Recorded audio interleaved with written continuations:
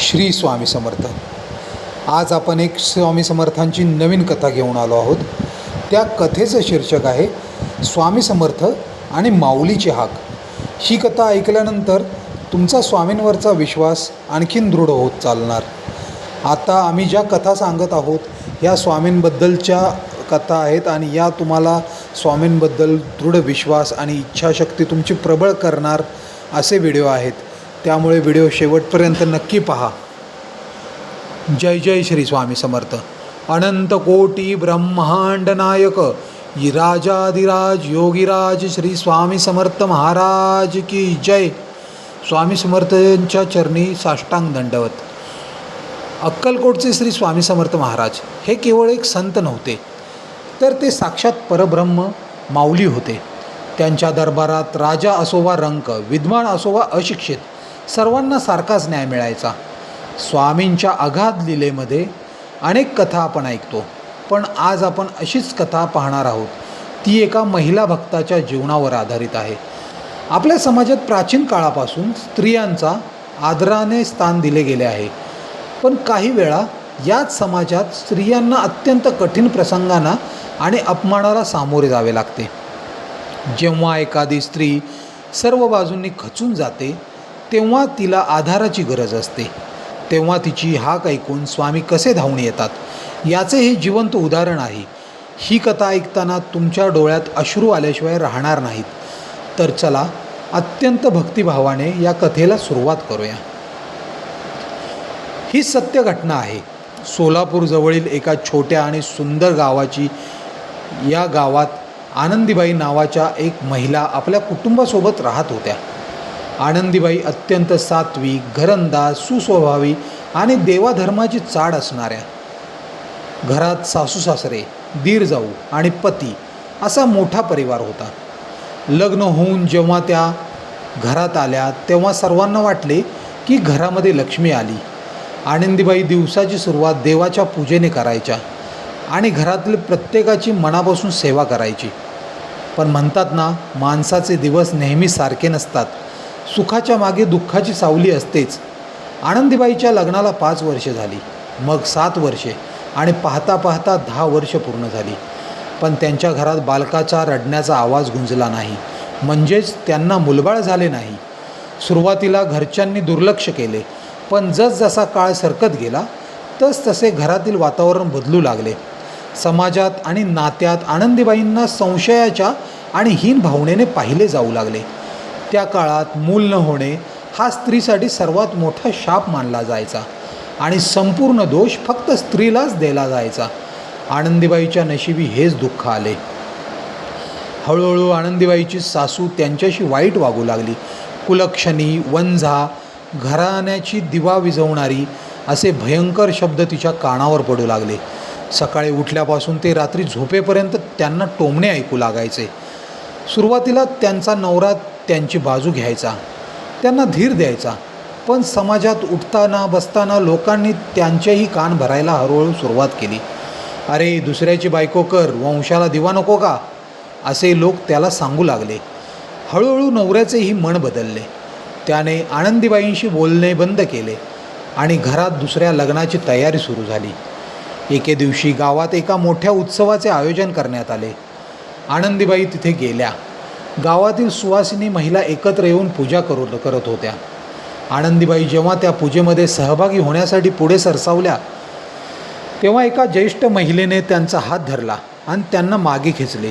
ती महिला मोठ्याने म्हणाली, थांब आनंदी, तू पुढे येऊ नकोस, तुझं पाऊल अशुभ आहे. वंजा स्त्रीने या पूजेला स्पर्श केला तर देवी कोपेल, तू लांब उभी राहा. भर बाजारात शेकडो लोकांसमोर झालेला हा अपमान आनंदीबाई सहन करू शकल्या नाहीत. त्यांचे हृदय छिन्न विच्छिन्न झाले. त्या रडत रडत पळत सुटल्या आणि आपल्या घरात जाऊन खोली बंद करून घेतली. त्यांना वाटले, ज्या जगात मला मान नाही तिथे मला स्वतःच्या घरात आणि समाजात कुत्र्यासारखे वागवले जाते, तिथे जगून काय फायदा. ज्यांनी त्याच रात्री आपले आयुष्य संपवण्याचा म्हणजेच आत्महत्येचा भयानक निर्णय घेतला. रात्रीचे 12 वाजले होते. संपूर्ण गाव गाढ झोपेत होते. आनंदीबाई घराचा दरवाजा हळूच उघडून बाहेर पडल्या. त्यांच्या डोळ्यातून अश्रूच्या धारा सतत वाहत होत्या. त्या गावाबाहेर असलेल्या एका जुन्या विहिरीच्या दिशेने निघाल्या. विहिरीच्या काठावर त्या उभ्या राहिल्या. खाली खोल काळेभोर पाणी दिसत होते. त्यांनी डोळे मिटले, देवाचे नाव घेतले आणि विहिरीत उडी मारणार तितक्यात अचानक संपूर्ण परिसरात एक दिव्य अलौकिक प्रकाश पसरला. एकाकी वातावरणात चंदनाचा सुगंध सुटला. आनंदीबाई घाबरून डोळे उघडले. त्यांना समोर कोणीच दिसले नाही, पण एका अजानबाहू तेजस्वी पुरुषाचा गंभीर आणि पहाडी आवाज हवेत गुंजला. अरे वेडी आहेस का? हा काय मूर्खपणा चालवला आहेस? जीव द्यायला निघालीस? अक्कलकोटला ये. तुझी माऊली तेथे वडाच्या झाडाखाली तुझी वाट पाहत आहे. उठ आणि चल तिथे. तो आवाज इतका शक्तिशाली आणि मायेने भरलेला होता की आनंदीबाईचे हात पाय कापू लागले. त्यांनी विहिरीपासून मागे पाऊल टाकले. त्यांना समजले की हा कोणी साधा माणूस नाही, ही फक्त ईश्वराची हाक आहे. त्यांनी आत्महत्येचा विचार करण्याचा कायमचा सोडून दिला. पायात चप्पल नाही, पोटात अन्न नाही, पदर कसा घेतला याचे भान नाही. अशा अवस्थेत त्या तशाच पायी अक्कलकोटच्या दिशेने चालू लागल्या. मनात फक्त एकच ध्यास होता, मला माऊलीला भेटायचं आहे. 2 दिवसांचा प्रवास करून आनंदीबाई अक्कलकोटमध्ये पोहोचल्या. तिथे स्वामींच्या दर्शनासाठी अथांग जनसागर उसळला होता. श्रीमंत, सावकार, राजे, महाराजे स्वामींना सोन्या चांदीची नाणी, पेढी, बर्फी अर्पण करत होते. आनंदीबाई एका कोपऱ्यात मळलेल्या कपड्यांमध्ये आणि विस्कटलेल्या केसांसह उभ्या होत्या. त्यांच्याकडे स्वामींना देण्यासाठी काहीच नव्हते. होते फक्त डोळ्यांतील अश्रू आणि अथांग भक्ती. स्वामी वडाच्या झाडाखाली बसले होते. अचानक स्वामींचे डोळे लाल झाले. त्यांनी तिथल्या मोठ्या श्रीमंतांना बाजूला सारले आणि एका भक्ताच्या हातातील नारळ हिसकावून घेतला. स्वामी मोठ्याने ओरडले, अरे बाजूला व्हा सगळे. त्या कोपऱ्यात उभी असलेल्या आनंदीला इकडे येऊ द्या. रात्री विहिरीवर जीव द्यायला निघाली होती ना, आता इथे येऊन लपून का बसली आहेस? समोर ये माझे लेके. स्वामींचे ते शब्द ऐकून आनंदीबाईला रडू कोसळले. त्या धावतच पुढे आल्या आणि त्यांनी आनंद स्वामींच्या चरणावर आपले डोके ठेवले. त्या स्वामींचे पाय घट्ट धरून ढसाढसा रडू लागल्या. स्वामींनी आपल्या वरदहस्त त्यांच्या डोक्यावर ठेवला. स्वामींचा एक राग क्षणात शांत झाला आणि त्यांच्या डोळ्यातूनही मायेचे अश्रू आले. स्वामी कडाडले, लोकांचे काय घेऊन बसलीस? हे जग आंधळे आहे, ते देवालाही नावे ठेवतात. तू पापी नाहीस, हा घे आशीर्वाद. स्वामींनी त्याच्या पदरात 2 मोठे नारळ दिले आणि थोडे पेढे टाकले आणि म्हणाले, जा तुझ्या घरात, आनंदी आनंद होईल. पुढच्या वर्षी याच वारीला बाळाला घेऊन दर्शनाला ये. स्वामींचा तो महाप्रसाद आणि आशीर्वाद घेऊन आनंदीबाई जेव्हा गावी परतल्या तेव्हा त्यांच्या चेहऱ्यावर एक अलौकिक तेज होते. घरात आनंद आल्यावर त्यांनी स्वामींचे नारळ देवाळ्यात ठेवले आणि काय आश्चर्य, अवघ्या 2 ते 3 महिन्यातच आनंदीबाईंना दिवस गेले. ही बातमी ऐकून संपूर्ण गाव आणि घरात आनंदाची लहर पसरली. जे सासू सासरे आणि नवरा तिचा छळ करत होते, ज्यांनी तिचा अपमान केला होता, ते सर्वजण आनंदीबाईच्या पाया पडले आणि त्यांनी आपल्या चुकीची माफी मागितली. 9 महिन्यांनी आनंदीबाई एका अत्यंत देखण्या आणि गोंडस मुलाला जन्म दिला.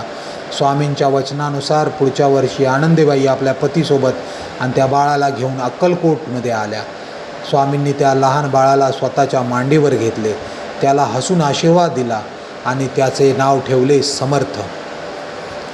श्रोत्यांनो, या कथेवरून आपल्याला हे शिकायला मिळते की जेव्हा जगातील सगळे दरवाजे बंद होतात, जेव्हा आपले हक्काचे लोकही आपल्याला सोडून देतात, तेव्हा अक्कलकोटच्या स्वामी माऊलींचे दरवाजे आपल्यासाठी नेहमी उघडे असतात.